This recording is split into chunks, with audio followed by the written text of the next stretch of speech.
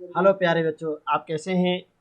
खुश रहें, प्रसन्न रहें और घर पर रह करके आप लॉकडाउन का पालन कर रहे होंगे निश्चय ही। और यदि विश्व में, इस दुनिया में कुछ करना है, अपना नाम कमाना है, सम्मान पाना है, अपनी मनोकामनाएं पूरी करना है, तो विद्या अमृताय अश्नुते। विद्या आपको अमरता की ओर ले जाएगी और विद्या आपकी सारी मनोकामनाएं भी पूरी करेगी। इसलिए विद्या अध्ययन में कभी भी पीछे नहीं रहना चाहिएगा। आहारे व्यवहारे च विद्या संग्रहणेषु च त्यक्त लज्जा सुखी भवेत्। जो भोजन करने में, सदाचार का पालन करने में और विद्या के ग्रहण करने में अपनी लज्जा का परित्याग कर देते हैं, तो वही लोग सुखी रहते हैं।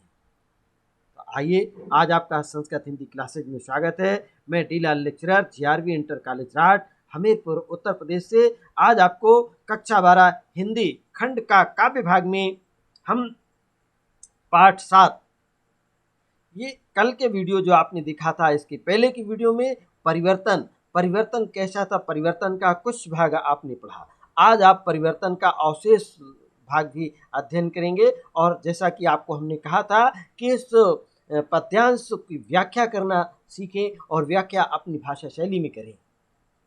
काव्य सौंदर्य कौन सा रस है, कौन सा छंद है, कौन सा अलंकार है, कौन सी भाषा शैली है, इसका भी आप जानने का, समझने का प्रयास करें। जबकि पद्यांश में स्पष्ट आपको बताते हैं कि यहाँ पर ये अनुप्रास अलंकार है, यहाँ पर उपमा अलंकार, यहाँ पर रूपक अलंकार है। तो ऐसे ही आप यहाँ पर अध्ययन करें और सीखें। सुमित्रानंदन पंत जी द्वारा कैसी, ये आज 5वीं वीडियो है और इस पर आप अध्ययन करेंगे। आइए, तो आप देख रहे हैं ये आज बचपन का कोमल गात, तो इसको आप अध्ययन करेंगे। आज बचपन का कोमल गात, तो पहले आप इसको हमारे साथ बोलिए, पढ़ें इसको। आज बचपन का कोमल गात, जरा का पीला पात। दोनों चीजें देखिए, बचपन को याद करिए और फिर वृद्धावस्था को याद करिए। जब कोई छोटा सा पौधा नन्हा सा निकलता है और हरा भरा होता है, तो उसकी हरी भरी डाली, हरे हरे पत्ते, कितना आनंददायक और आपको मनोरम लगता है। लेकिन जैसे पेड़ का पत्ता पीला हो जाता है और देखने में कैसा प्रतीत होता है, कब हवा का झोंका लगे और वो पीला पत्ता नीचे गिर जाए, झड़ जाए, वैसे ही बुढ़ापावस्था आ जाने पर आपका जर्जर ये शरीर कब आपका साथ छोड़ दे, कुछ कहा नहीं जा सकता है। तो इसी बात का यहाँ पर दर्शन करते हुए आप देखिएगा। आज बचपन का कोमल गात, जरा का पीला पात। 4 दिन सुखद चांदनी रात, और फिर अंधकार अज्ञात। शिशिर सा जरने नौका नीर, झुलस देता गालों के फूल। प्रणय का चुंबन छोड़े अधीर, अधर जाते अधरों को भूल। अधर जाते अधरों को भूलो। प्रस्तुत काव्य अंश हमारी पाठ्य पुस्तक के संदर्भ बताएंगी। तो संदर्भ कैसे लिखेंगे? प्रस्तुत काव्य पंक्तियां हमारी पाठ्य पुस्तक हिंदी काव्य के हिंदी काव्य के परिवर्तन नामक शीर्षक से अवतरित है और इसके रचयिता पंडित सुमित्रानंदन पंत जी हैं। प्रस्तुत काव्य पंक्तियों में काल चक्र द्वारा उत्पन्न किए गए परिवर्तनों के अन्य उदाहरण यहाँ पर प्रस्तुत किए गए हैं और इस पर आप देखिएगा, इस दर्शन करिएगा कि किस प्रकार से सुमित्रानंदन पंत जी ने बचपन के दर्शन यहाँ पर प्रस्तुत किया है। व्याख्या सुनिएगा। आज बचपन का वो कोमल गात माने शरीर होता है, गात माने शरीर। आज बचपन का वो कोमल शरीर, सुंदर शरीर है और वृद्धावस्था के आ जाने पर वह शरीर पीले सूखे खुरदुरे पत्ते के समान हो जाता है। जैसे पीला पीला खुरदुरा सूखा सूखा पत्ता आपने देखा तो कैसा देखने में अच्छा नहीं लगता। आप उसे क्या करते हैं, जल्दी ही क्षण भंगुर नष्ट हो जाने वाला होता है। लेकिन जब वही पत्ता हरा भरा होता है, कोमल और मुलायम होता है, तो कितना आपको आनंद प्रदान करता है, आपको रस से परिपूर्ण होता है, रसास्वादन कराता है। जीवन में सुख देने वाली चांदनी रात, जीवन में सुख देने वाली ये चांदनी रातें और सुख के क्षण बहुत थोड़े होते हैं, बहुत ही कम होते हैं। अर्थात इसीलिए कहा गया है 4 दिन सुखद चांदनी रात, अर्थात यह चमचमाती हुई चांदनी रात ये 4 दिन के लिए होते हैं और दुख के क्षणों में दुख और फिर अंधकार अज्ञात, फिर अंधकार अज्ञात हो जाता है, अर्थात शेष जीवन में तो अज्ञात अंधकार परिपूर्ण, अर्थात अंधकार से परिपूर्ण रात्रि भर जाती है, अर्थात सारे सुख नष्ट हो जाते हैं, दुख के क्षणों में आंसू ही आंखों में रह जाते हैं, इस प्रकार गिरते हैं जैसे पतझड़ के समय पेड़ों से पत्ते गिरते हैं, आंखों से आंसू भी वैसे ही झरते हैं और आंखें से गिरते हुए ये आंसू फूलों के समान गालों को इस प्रकार झुलसा देते हैं जैसे शिशिर ऋतु में शिशिर की ओस फूल और पत्तों को झुलसा देती है। उस समय एक प्रेमी जैसे युवावस्था में आप सुंदर नवयुवती के अधरों को स्पर्श करने के लिए, चुंबन करने के लिए लालायित होते हैं, लेकिन वही वृद्धावस्था में एक प्रेमी के अधर भी प्रणय चुंबनों को भूल करके अपने प्रिय को भूल जाते हैं, अपने प्रेमी को भी भूल जाते हैं। ये आप काव्य पंक्तियों की व्याख्या रही और इन 4 दिन का सुखद चांदनी रात और फिर अंधकार अज्ञात, अर्थात जीवन में सुख प्रदान करने वाली, आनंद प्रदान करने वाली जिस प्रकार से चांदनी रात्रि कुछ ही समय के लिए होती है, उसके बाद फिर अंधकार जो अज्ञात होता है, अर्थात ये जीवन काटे नहीं करता है, कितना संकट में अर्थात पीड़ादायक और देखने में भी देखने लायक नहीं रह जाता है। फिर ये उस दृश्य का देखिएगा, इस सुख और दुख के परिवर्तन के बारे में सुमित्रानंदन पंत जी ने व्यक्त किया है, तो इसका काव्य सुंदर जानने ये प्रस्तुत काव्यांश में परिवर्तन की शक्ति का वर्णन हुआ है। भाषा शुद्ध परिष्कृत खड़ी बोली है और अलंकार इसमें रूपक है, उपमा है और अनुप्रास अलंकार लोकोक्ति परक। ये आपको बताया गया कि 4 दिन की चांदनी फिर अंधकार अज्ञात, ये एक लोकोक्ति परक है, शुक्ति परक वाक्य है, अर्थात लोकोक्ति परक अलंकार है। रस इसमें भयानक रस है। कौन सा रस है? भयानक रस है। और इसमें शब्द शक्ति लक्षणा है, गुण इसमें ओज है और छंद इसमें स्वच्छंद छंद है। तो प्यारे बच्चों, ये जो काव्य सुंदर आपने सुना और इसके व्याख्या सुनी है, अब आइए इस पद्यांश पर आधारित आपसे कुछ प्रश्न पूछे जा रहे हैं, उन प्रश्नों के उत्तर आपको देना है। तो तैयार हो जाएं प्रश्नों को उत्तर देने के लिए। आइए, ये देख रहे हैं उपर्युक्त गद्यांश प्रस्तुत, उपर्युक्त पद्यांश का संदर्भ लिखिए। तो आप संदर्भ क्या लिखेंगे? आपको संदर्भ बताया गया है तो आप संदर्भ लिख के दिखाइए। और जो बच्चे नहीं लिख सकते हैं, ये संदर्भ हमने यहाँ पर प्रस्तुत किया। प्रस्तुत कोमलकांत पदावली युक्त पद्यांश हमारी पाठ्य पुस्तक हिंदी काव्य के परिवर्तन नामक शीर्षक से उद्धृत एवं कविवर सुमित्रानंदन पंत जी द्वारा विरचित है। दूसरा प्रश्न आपसे पूछा जाता है कि बचपन का कोमल और सुंदर शरीर वृद्धा अवस्था आने पर कैसा हो जाता है? तो इस पर आप अपनी भाषा शैली में इसका उत्तर दीजिएगा। उत्तर आप यहाँ से नोट करेंगे। देखिएगा, बचपन का कोमल और सुंदर शरीर वृद्धावस्था आने पर वृक्ष के पतझड़ के नजदीक पहुंचने वाले पीले पत्ते के समान हो जाता है। किसके समान? पीले पत्ते के समान हो जाता है। तीसरा प्रश्न आपसे पूछा जा रहा है, इस प्रश्न में कवि ने किसका वर्णन किया है? तो आप क्या बताएंगे? इस पद्यांश में कवि ने किसका वर्णन किया है? तो इस पद्यांश में कवि ने काल चक्र द्वारा अर्थात परिवर्तन द्वारा उत्पन्न किए गए परिवर्तनों के उदाहरणों का वर्णन किया गया है, अर्थात इसमें उदाहरण बताए गए हैं।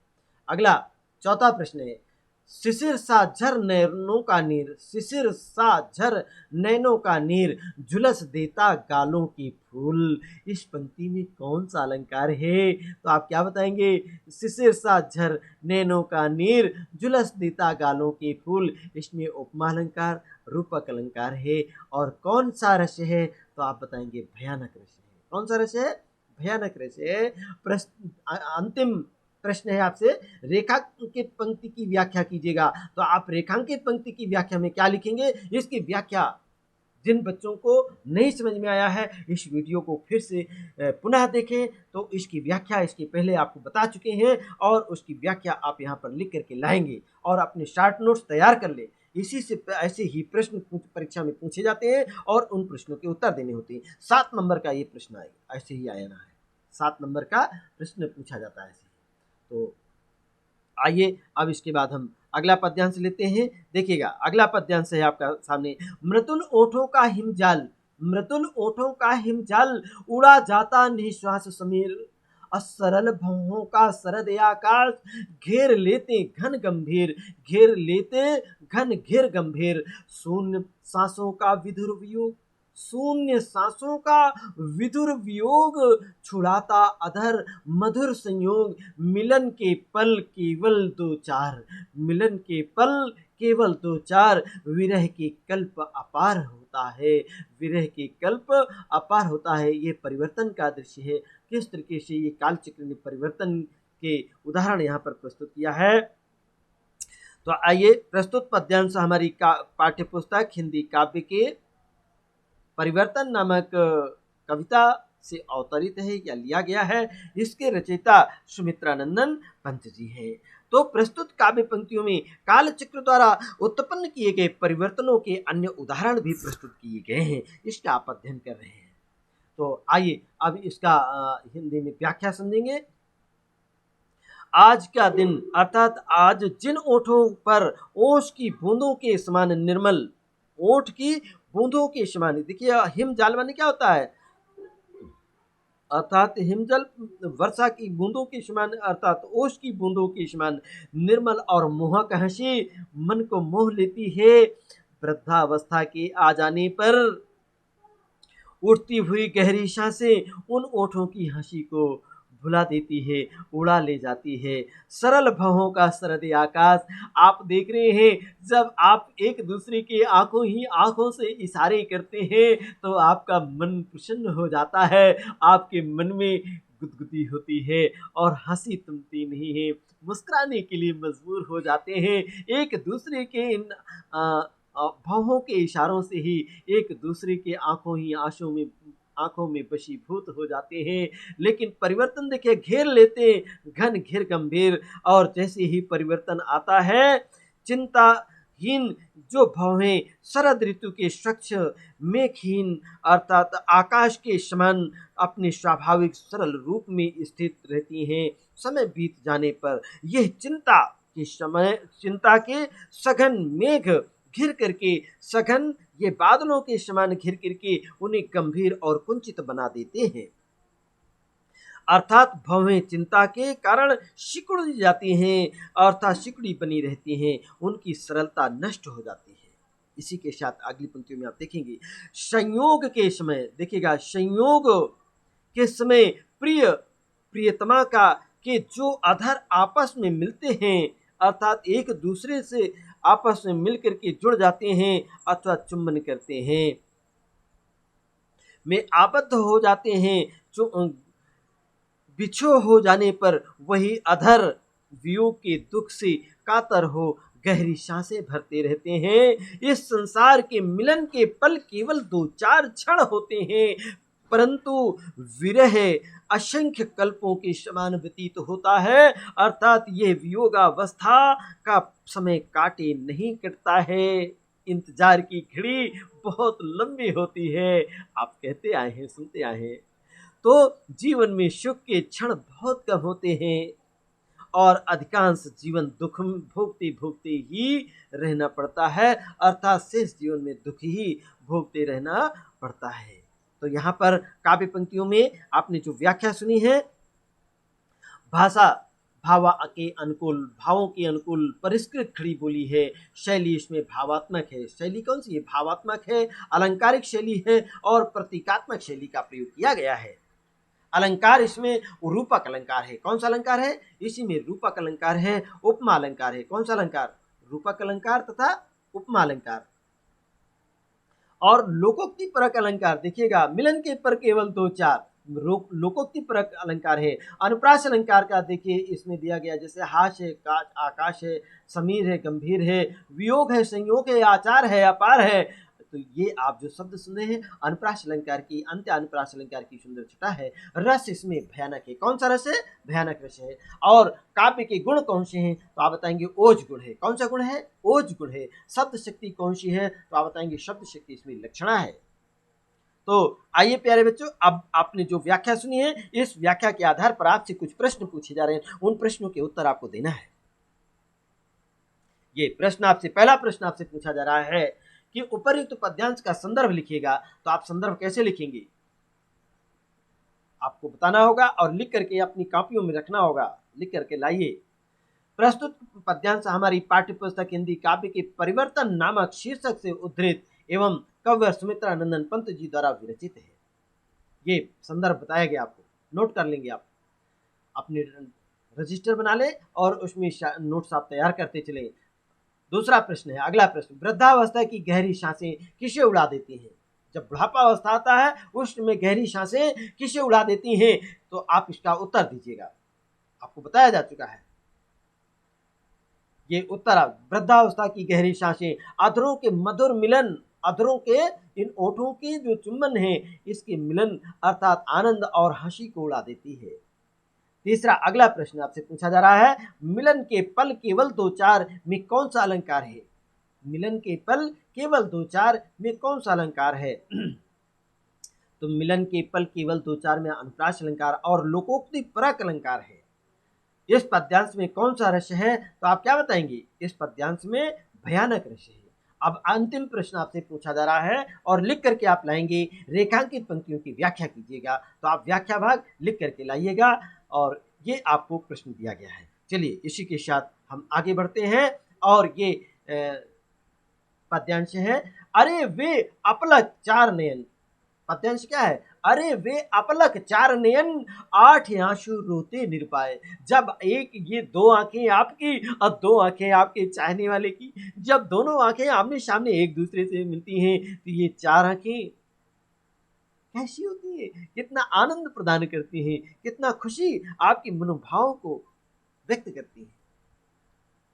और अब देखिएगा, आठ आंसू रोते निरपाए। जब आप एक दूसरे से अलग हो जाते हैं, एक दूसरे से बिछुड़ जाते हैं तो आपके आंसू रोके नहीं रुकते हैं। और उठे रो के आलिंगन, क्या कह रहे हैं? उठे रो के आलिंगन और कशक उठते कांटों से हाय, कशक उठते कांटों से हाय में ये बहुत ही संक्षेप में आपकी काव्य पंक्तियां हैं। और ध्यान रखिएगा, आपका इस लॉकडाउन में वर्तमान समय में ये जो पाठ्यक्रम 30% कम किया गया है, ये परिवर्तन इस बार आपकी प्रश्नों पेपर में नहीं आना है, परीक्षा में नहीं पूछा जाएगा, लेकिन अगले आने वाले जो सत्र होगा उसमें निश्चय ही पूछे जाएंगे। तो इसमें भाषा कैसी है? भाषा इसकी भाव के अनुकूल परिष्कृत है, खड़ी बोली और या शैली इसमें भावात्मक शैली, अलंकारिक शैली और प्रतीकात्मक शैली का प्रयोग किया गया है। इसमें शब्द रूपक अलंकार, उपमा अलंकार और अनुप्रास अलंकार का से सजाया गया है इस काव्य पंक्तियों को। रस इसमें भयानक रस है। रस कौन सा है? भयानक रस है। और काव्य के गुण इसमें ओज गुण है। शब्द शक्ति इसमें लक्षणा है और छंद इसमें सक्षम छंद का प्रयोग किया गया है। इसी के साथ आगे बढ़ते हैं और देखिएगा चौथा, इसमें इस पद्यांश को पहले हमारे साथ पढ़ेंगे।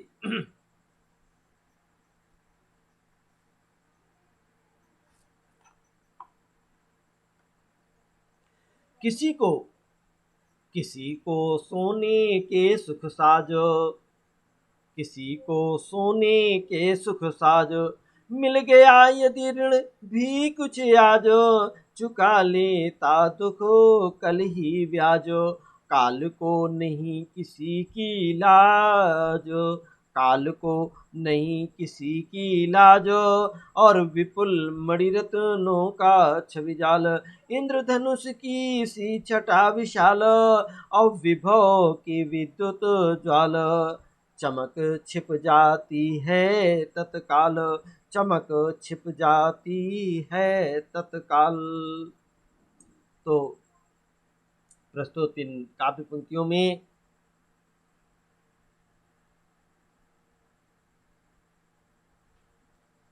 किसी को देखिएगा परिवर्तन किस प्रकार से, और अब दो अन्य उदाहरण दिए गए हैं कि प्रस्तुत काव्य पंक्तियां हमारी पाठ्य पुस्तक हिंदी काव्य के परिवर्तन नामक कविता से उद्धृत हैं और इसके रचयिता कविवर सुमित्रानंदन पंत जी हैं। एक तरफ तो बताया गया किसी को सोने के सुख साज हैं, अर्थात कोई बच्चा जन्म लेते ही उद्योगपतियों और बहुत धन धान से संपन्न वैभवशाली लोगों के यहाँ जब जन्म हो जाता है तो वही प्राणी पैदा होते ही अरबों रुपए का मालिक होता है, और किसी को मिल गया ऋण कुछ आज, और कोई बच्चा ऐसे ही गरीब परिवार में जब जन्म लेता है तो उसका परिवार खाने के लिए जब मोहताज होता है तो पैदा होते ही उसमें कर्ज में वो डूबा होता है।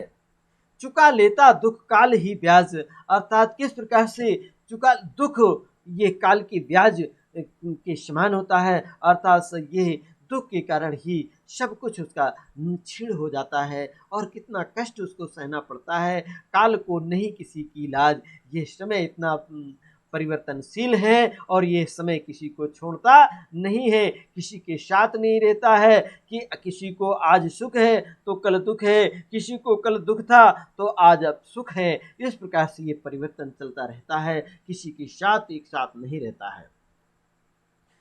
विपुल मणि रत्नों का छविजाल, अर्थात किसी किसी के पास तो पर्याप्त मात्रा में सोने चांदी और गहनों से आभूषणों से सजे हुए रत्नों की खान मिलती है, अर्थात रत्नों से जड़े हुए आभूषणों से सजे धजे होते हैं, और ऐसे रत्न जो इंद्रधनुष की, जैसे इंद्र के धनुष, अर्थात आप देख रहे होंगे वर्षा ऋतु में बादलों के बीच में आकाश में आपको इंद्रधनुष नाना प्रकार के रंगों से सजे हुए उन सुंदर छटा देखने को मिलती है, अर्थात रत्नों से जड़े हुए आभूषणों को जब धारण करते हैं तो आपका रहन सहन वैभव देख देख करके इससे एक अद्भुत छटा सी निकलती है, उन रत्नों से एक अद्भुत चमक निकलती है, और विभव की विद्युत जाल, ये जो वैभव है ऐसा बिजली की तरह चमकता हुआ है, लेकिन क्षण भर में ही चमक छिप जाती है तत्काल।